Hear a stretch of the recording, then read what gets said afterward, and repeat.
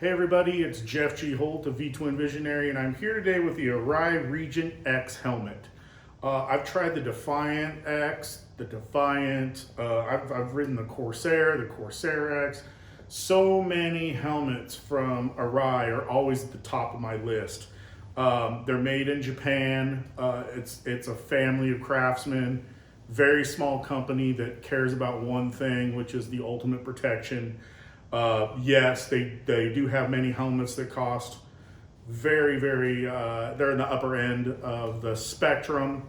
This helmet really isn't. The Regent is made to be kind of their cost-effective helmet, but yet it looks really, really nice. I've been into white helmets now since I live in Phoenix, and 110 degrees and a black helmet is like being in an oven.